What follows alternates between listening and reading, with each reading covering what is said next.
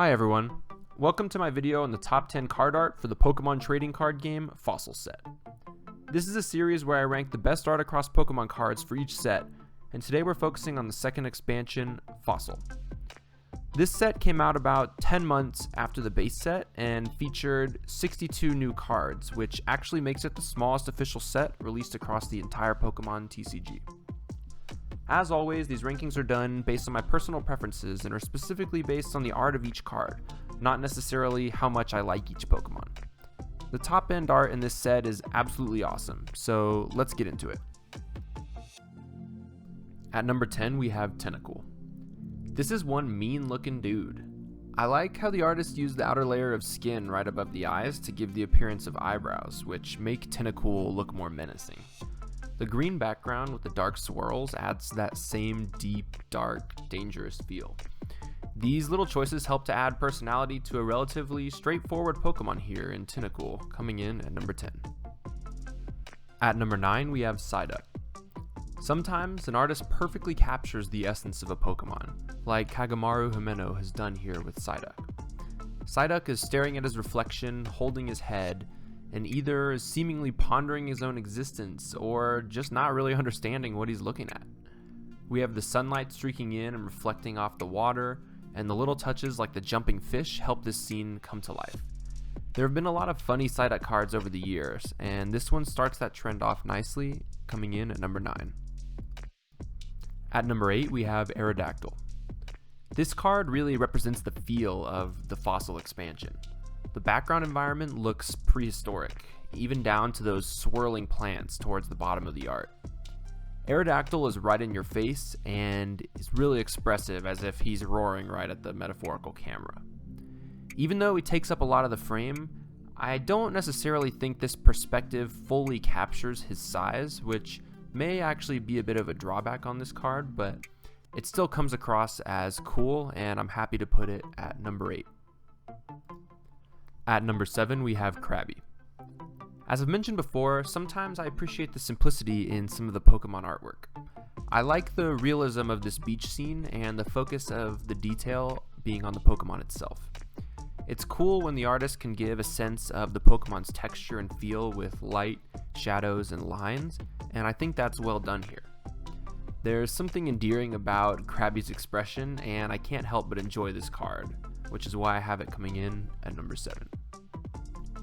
At number 6 we have Magmar. The environment and shadows are really what make this art stand out. Sometimes you'll see a Pokemon be artificially bright, and it won't match the lighting of the scene behind them. In this case, the lighting on Magmar perfectly matches the background, and this molten volcanic dusk scene looks fantastic. This is exactly where you'd expect to find a Magmar, and I'm a huge fan of this style of realistic art. Magmar is a really unique looking Pokemon, and this card is well deserving of the number 6 spot on the list.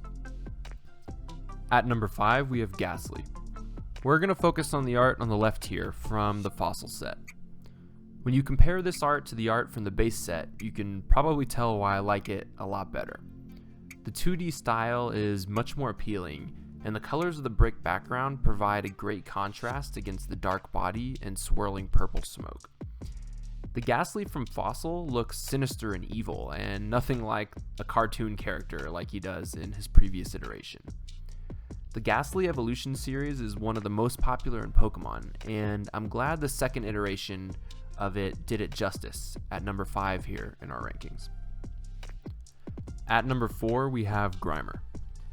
I can't help but appreciate the scene we have here. Just like the Magmar, this is exactly where you'd expect to find Grimer, feeding off oil by a factory. There's all kinds of little details like the oil barrel, the metal rebar, the piping, all illuminated by this huge full moon in the sky. You could easily imagine stumbling across this Pokemon if you worked in this space, and that feels really organic. For these reasons, I really like this card and have Grimer coming in at number 4. At number 3 we have Magneton. In my opinion, this is when we get to the really standout art in the set. As I've mentioned before, I'm not always a fan of outlining the Pokemon in the same color as its type, but I think it really works for many electric and psychic type Pokemon. Electric type holos always have cool backgrounds because lightning's a cool concept and easy to illustrate in eye-catching ways, but I really like the background on this Magneton in particular. The hints of purple against the solid black add just enough of a softer color to take the lightning design to the next level. Magneton comes in at number 3, and now we're moving on to far and away my 2 favorite arts from the set. At number 2, we have Dragonite. This is the first Dragonite we've seen in the TCG, and the second use of the rainbow holo background after Flareon from the Jungle set. The rainbow background really works for this mystical, extremely rare Pokemon. Rainbows are elusive just like dragon types, and sometimes it makes sense to see them together. This Dragonite is in a bashful pose, as if it's almost embarrassed to have been captured on film, or the art in this case. Dragonite is, probably one of the least threatening looking dragon types, and it's just sitting calmly in a field living up to that image. This card is a fan favorite and one that's highly sought after, and it comes in at number 2 on our list. At number 1, we have Zapdos. There is no arguing against the fact that this art is awesome. In my opinion, it's arguably the best art across the first 3 Pokemon card sets, period. Zapdos was featured on my top 10 video for the original base set, and this version of the card puts that one to shame. My favorite part about this art is the light source behind Zapdos that keeps his face and body in the shadows, but illuminates the edges of his wings and tail. It's such a creative choice and use of shadows to really have the Pokemon stand out in a way that looks realistic. The faint purple of the background looks great, and I appreciate that they don't overemphasize the lightning in the sky, which keeps your focus on Zapdos. This card is well deserving of the number 1 spot, and I would love to add one to my collection sometime soon. That's it for today's video. I think the fossil set is a little light on great art, especially when you compare it to some of the sets coming up, but it does have some real standouts that we featured at the end. If you disagree with my rankings or think there's some great art that I missed, please let me know in the comment section down below. Thanks everyone for watching, and if you enjoyed the video, please like and subscribe as I'll be coming out with more on a regular basis. Have a good one, and see you next time.